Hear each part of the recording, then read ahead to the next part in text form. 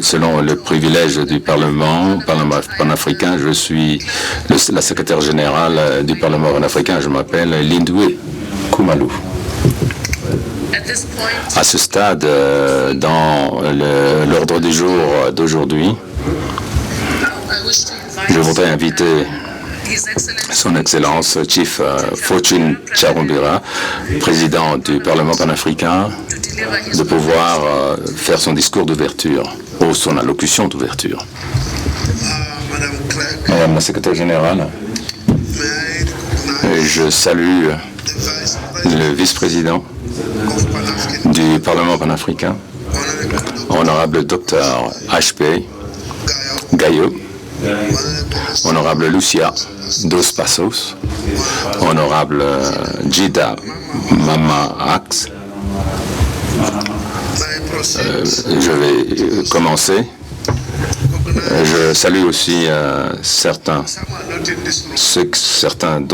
qui ne sont pas dans la salle, mais qui sont avec nous à travers la technologie en virtuel. Il y a le président, le juge-président de la Cour, Son Excellence Lady Justice, Mani Abdou. Je salue encore une fois les ministres de l'eau et de la République de l'Afrique du Sud, honorable Pimi Madjedina.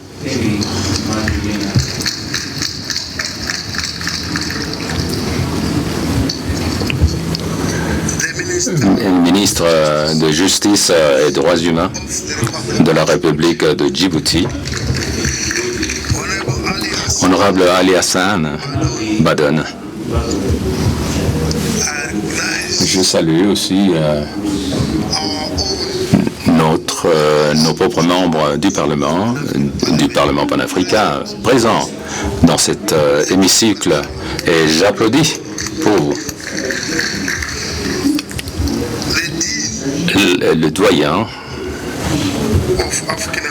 des ambassadeurs africains de la République de l'Afrique du Sud, Son Excellence André Sepeike, je pense qu'il va se joindre à nous, ainsi que d'autres membres de la corps diplomatique qui se sont présentés déjà.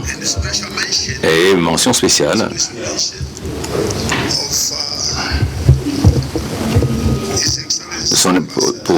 pour son Excellence ambassadeur Mahash de les Émirats arabes donc unis, et qui est présent dans la salle.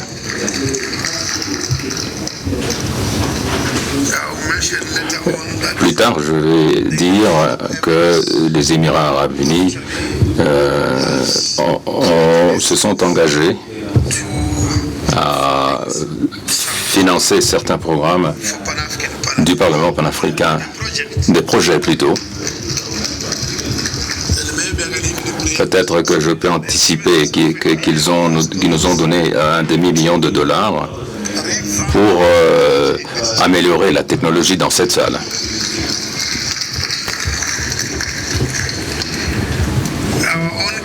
Notre propre secrétaire général du Parlement panafricain, Madame Lindwe Khumalo, les directeurs de planification stratégique et de développement,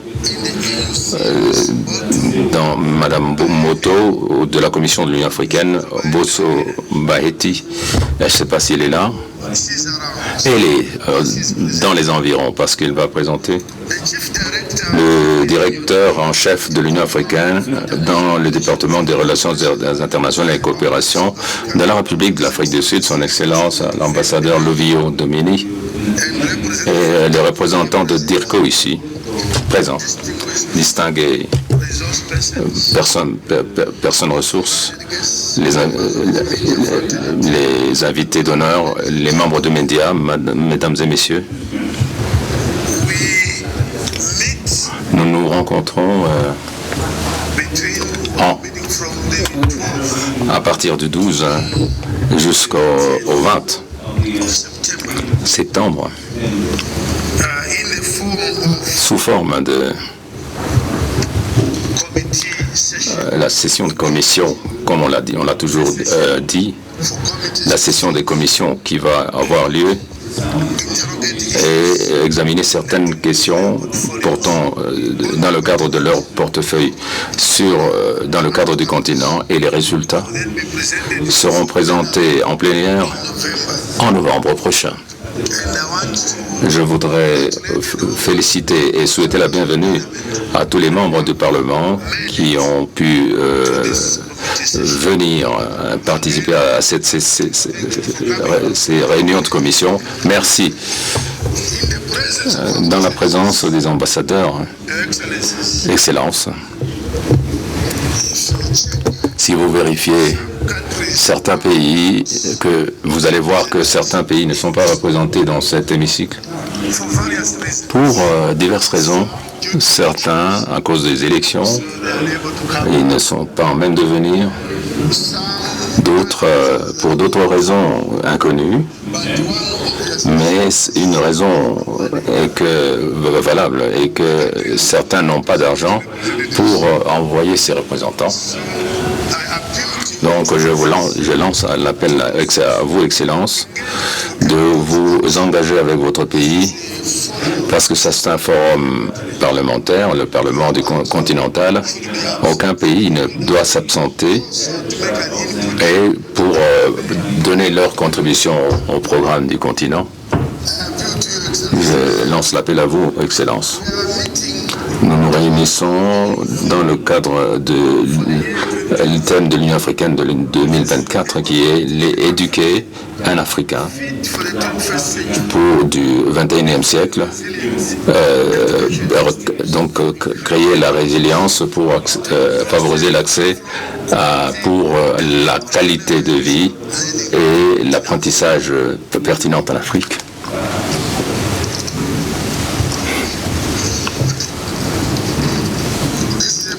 Ça, c'est un grand défi, bien sûr, auquel le continent est confronté, et les commissions vont se rencontrer cette semaine.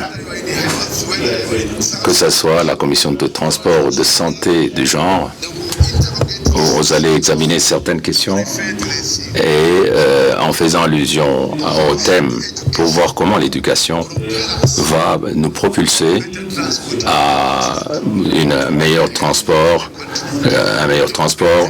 santé et tout le reste pour le continent. Et nous sommes heureux d'apprendre que pendant cette semaine des réunions de commission, il y aura en fait quelques présentations qui seront faites sur les thèmes importants du continent. Nous allons positionner les commissions pour qu'ils puissent examiner les questions importantes du continent. Et je suis heureux que les États membres, à travers les ambassadeurs, sont représentés ici. Il y aura des présentations de la Cour africaine, des présentations de Aouda Nepad sur le changement climatique et le statut de la Covid et les autres maladies. En tant que parlementaire, quel est l'état d'avancement et comment est-ce que nous allons nous y engager pour veiller à ce que nous ayons une Afrique meilleure. Donc la liste est longue en ce qui concerne les présentations. Et ce que nous faisons aujourd'hui, c'est en fait de lancer le ton, de déblayer le terrain pour la commission les réunions de commission. On va travailler sur les questions de changement climatique, du commerce et autres. Lors de leurs réunions, les commissions vont s'apaisantir sur les questions qui seront partagées ce matin et cet après-midi, présentées par les personnes compétentes de différents coins du continent et du monde, y compris CDC, le centre de contrôle des maladies sur le continent, qui va nous dire est-ce que la Covid est partie ou on est encore dans cette situation de la Covid. En tant que parlementaire, qu'est-ce que nous devons faire? Père, bien sûr, des maladies. Nous sommes ici aujourd'hui pour réfléchir sur ces questions. Le rôle et la pertinence de ce Parlement est vraiment important. Il n'y a pas d'architecture gouvernementale partout dans le monde. Tout gouvernement, tout secteur public, au niveau local, au niveau régional ou continental, au niveau mondial, qui est supposé ne peut pas fonctionner sans la partie de supervision sans représentant. C'est pourquoi, Excellence, ambassadeur, quand l'organisation de l'Union africaine a été lancée en 1963 et a opéré pendant au moins 40 ans, sans Parlement, sans Cour africaine. Les pères fondateurs se sont rendus compte qu'il fallait faire une déclaration selon laquelle, sans Parlement, l'organisation de l'Union africaine était l'union de gouvernement, pas l'union des citoyens.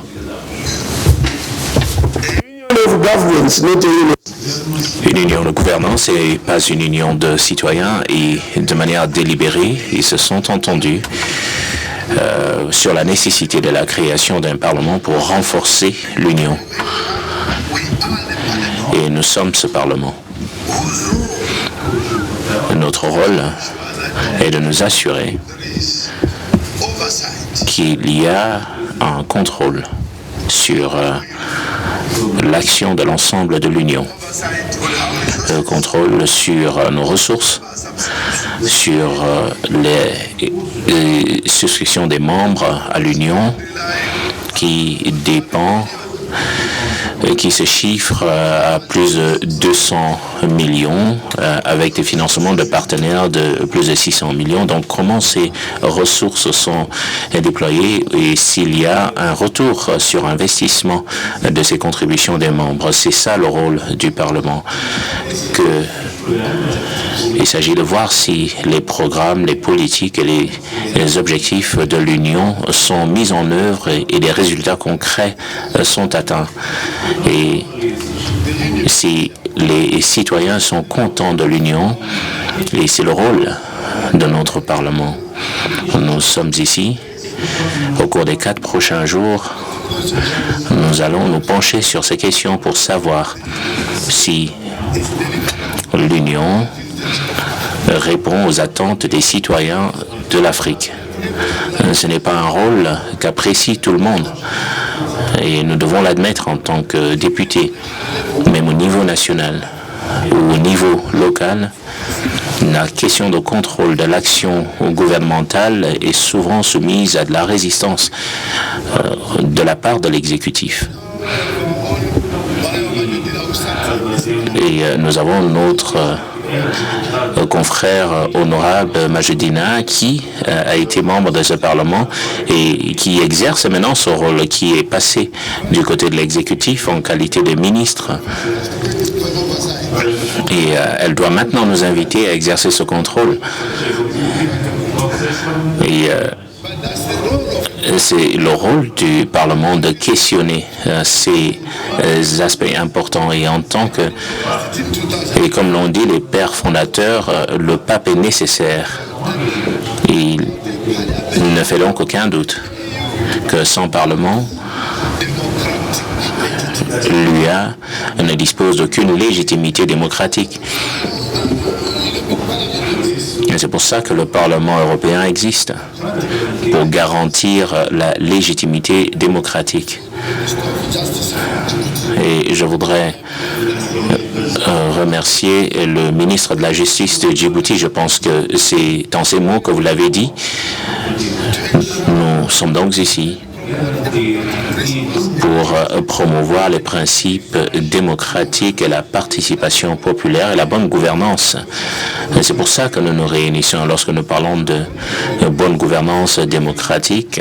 Lorsque vous êtes dans la commission santé, votre rôle est de voir comment les questions de santé sont gérées au niveau continental.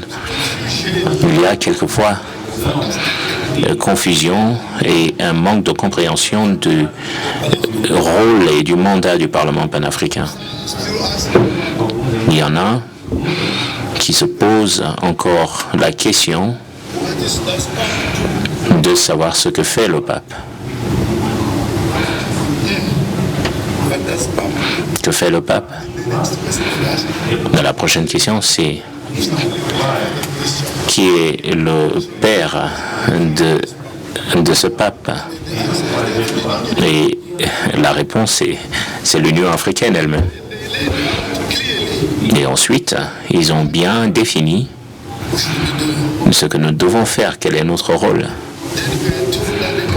Ensuite, on nous dit, et ça c'est inscrit dans le protocole, le mandat du pape est de garantir la pleine participation des peuples africains dans le développement économique et l'intégration continentale.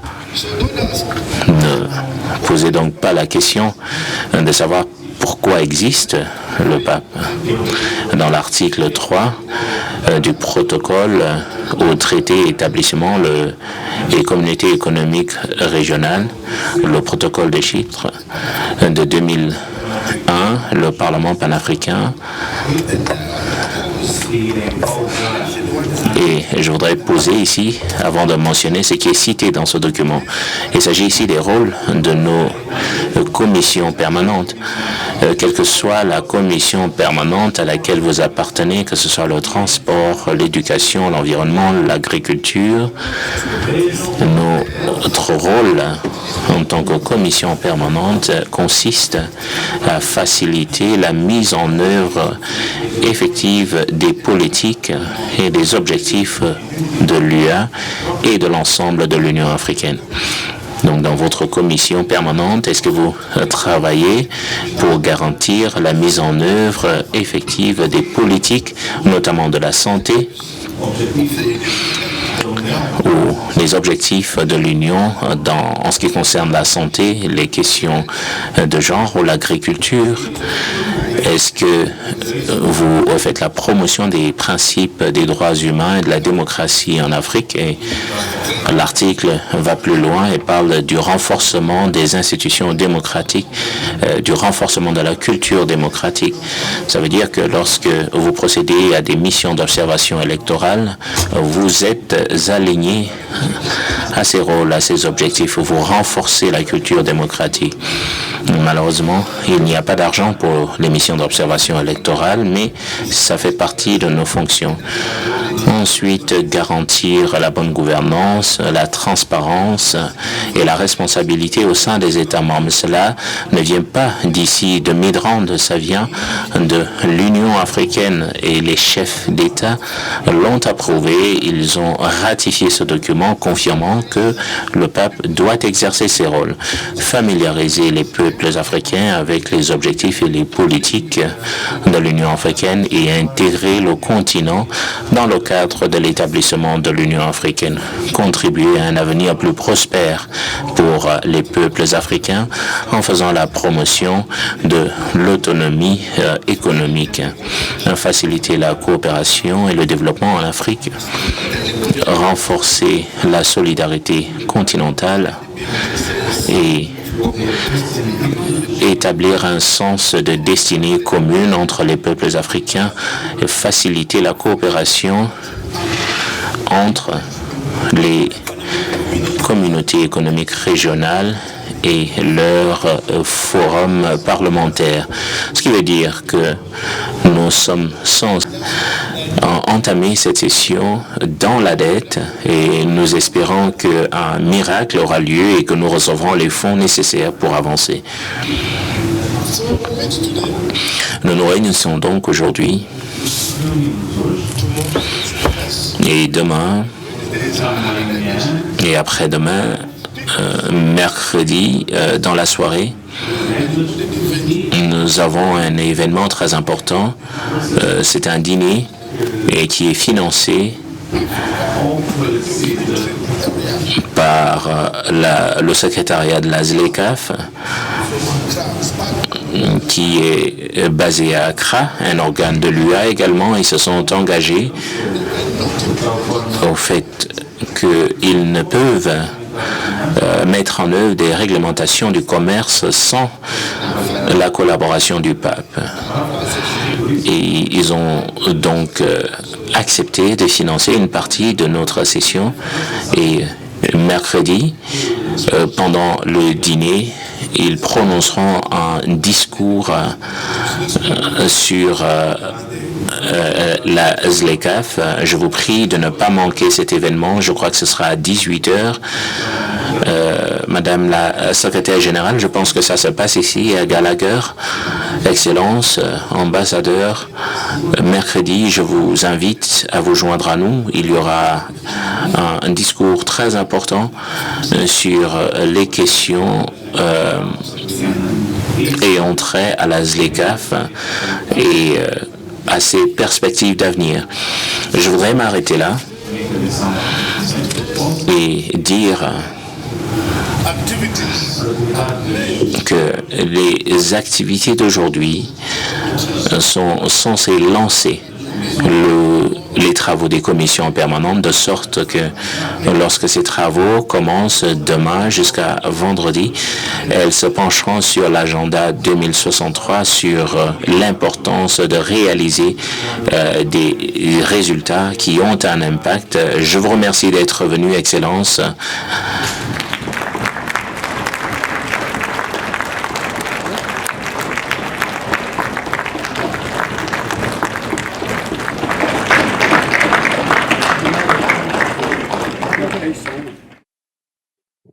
Marie-Thérèse. Moi, Jacques Joly Esengekeli. Moi, Sakata Moketawa Gary. Député du Parlement panafricain, prend l'engagement solennel devant le peuple africain et devant Dieu de m'acquitter de mes fonctions de membre du Parlement panafricain avec honneur et dignité au service des peuples africains, de servir avec loyauté et entière allégeance à l'Union africaine, de préserver, protéger et défendre l'acte constitutif de l'Union africaine et les protocoles au traité portant création de la communauté économique africaine relative au Parlement panafricain tel que défini par la loi, et de promouvoir le respect des principes de bonne gouvernance, de démocratie,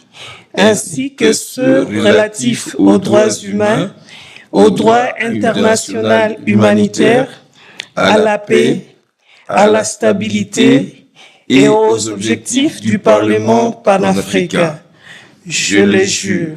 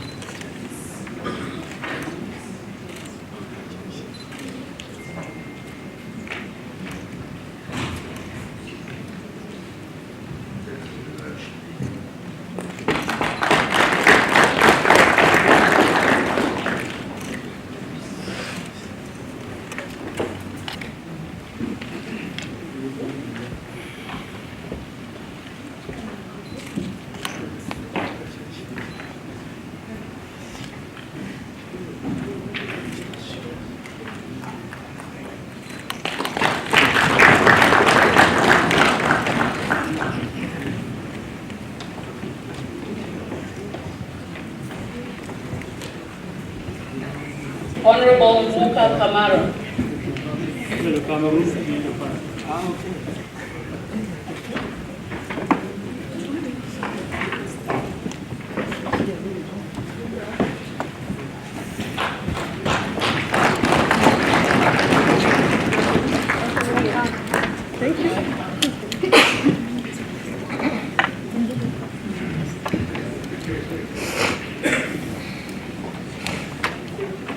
Djibouti, Honorable Ali Hassan Badon, honorable members of this house, my regional chairperson seated there, my chair is still idling over there, soon I will come and occupy that chair. Honorable members of this august house, the Dean of Ambassadors, members of the diplomatic corps. I was counting how many women are in the diplomatic corps, only 3 out of 16. So we must do more in terms of ensuring gender. Pour s'assurer de la parité du genre à cet égard, honorable président, permettez-moi aussi de reconnaître parmi nous donc Madame la secrétaire générale de ce Parlement panafricain, donc Malibongwe, Igamala Makosi Gazi, Igamalaga. Donc voilà, il faut répéter ce mot-là, c'est-à-dire qu'on veut louer les femmes, car les femmes sont notre rocher. Lorsqu'il y a une femme, rien ne peut se passer mal. En effet, oui. Donc les présidents des commissions, je suis ravie d'être avec vous aujourd'hui. Je sais qu'à 99,9%, je les connais et je suis ravie de revoir vos visages. Donc, en effet, j'étais là aussi moi-même en tant que parlementaire à servir mon pays. Donc, nous sommes africains, il ne faut pas être timide. Voilà, donc aussi bien, invités distingués, experts parmi nous, mesdames et messieurs, excellences, au nom du gouvernement d'Afrique du Sud, permettez-moi de mentionner le plaisir de chaleureusement vous souhaiter la bienvenue en République d'Afrique du Sud. Et je vous reçois ici pour cette réunion conjointe des commissions où nous avons 20 parlementaires, nouveaux parlementaires qui viennent de prêter serment. Et il y a seulement 3 mois, en effet, que nous avons eu les élections. Et c'était paisible, démocratique. Et vous pouviez voir la délégation de l'Afrique du Sud qui vient donc des différents partis politiques. Nous avons un gouvernement d'unité nationale. Tout va bien en Afrique du Sud. L'Afrique du Sud est entre de bonnes mains. C'est un gouvernement d'unité nationale. Alors, en effet, je me rappelle que j'ai été le chef de groupe parlementaire de la majorité. Donc, notre majorité a été réduite à 30%. Mais nous sommes donc au pouvoir. Nous avons maintenu le pouvoir. Nous sommes toujours là en tant qu'ANC. Alors, c'est ma maison, c'est mon foyer. Et je suis heureuse d'être parmi vous ici au Parlement panafricain pour souhaiter la bienvenue et représenter les milliards de personnes du continent africain. Donc, pour représenter les peuples africains, que ce soit sur le continent ou en diaspora, africain de cœur et d'esprit également. Et par rapport au Parlement national, soyez ici la voix de vos peuples. Et par rapport aux parlements nationaux, donc je dois dire que, en effet, par rapport au vice-président d'Afrique du Sud. Il se sent bien, ne vous inquiétez pas pour lui. Il a eu un petit malaise dû à la chaleur. Tout va bien. Maintenant, par rapport au thème de l'Union africaine pour 2024, éduquer un Africain, un citoyen africain digne du 21e siècle, créer des systèmes éducatifs résilients pour un meilleur accès à un apprentissage inclusif, pérenne, de qualité et adéquat en Afrique tout au long de la vie. Donc ce thème donne un espoir pour une meilleure Afrique, pour un continent qui va réaliser toutes les aspirations de l'agenda 2063. Pour l'Afrique, pour qu'elle prospère, nous devons être engagés, nous tous, envers la paix et la démocratie. Il y a un proverbe africain qui dit ce qui suit, je cite, « Un enfant devrait être orienté par la connaissance de ses leaders ». Je ferme la citation. C'est-à-dire, cela souligne l'importance de l'éducation. Et ce Parlement est un des organes de l'Union africaine qui a des parlementaires qui peuvent s'assurer que chaque enfant reçoive l'éducation la meilleure pour débloquer les barrières du développement en Afrique. Et au sein de cette plénière, on anticipe ici à ma droite, voilà, nous avons par rapport à la résolution qui seront passées par cette Assemblée, on ne peut pas donc quelque part agir avec timidité parce que vous voyez ici ces jeunes-là seront peut-être membres du Parlement et en effet on peut les applaudir. Applaudissons cette jeunesse qui se trouve parmi nous aujourd'hui pour nous accueillir. Je vous souhaite la bienvenue, honorables membres, à cette réunion des commissions, une occasion où vous pourrez ensuite rejoindre vos commissions dans les salles des commissions. Les commissions sont très importantes car ce sont les moteurs qui dynamisent le Parlement panafricain, qui sont là pour être quelque part exécuter les missions. Et en tant qu'Union africaine, en tant que à l'Assemblée en 2004, il est mentionné que l'Afrique du Sud doit fournir, selon l'accord du siège, doit fournir des locaux permanents pour le Parlement panafricain. J'aimerais vous assurer et vous réassurer. Je sais très bien que le directeur des finances est toujours inquiet. Donc, à quel moment allez-vous nous donner donc ou bâtir ces nouveaux locaux pour le Parlement panafricain pour quitter cet endroit? Eh bien, je dois vous rassurer, vous assurer que nous allons assister et assurer que nous allons donner notre soutien pour que ce Parlement panafricain et donc ces nouveaux locaux et excellence. Comme en conclusion, j'aimerais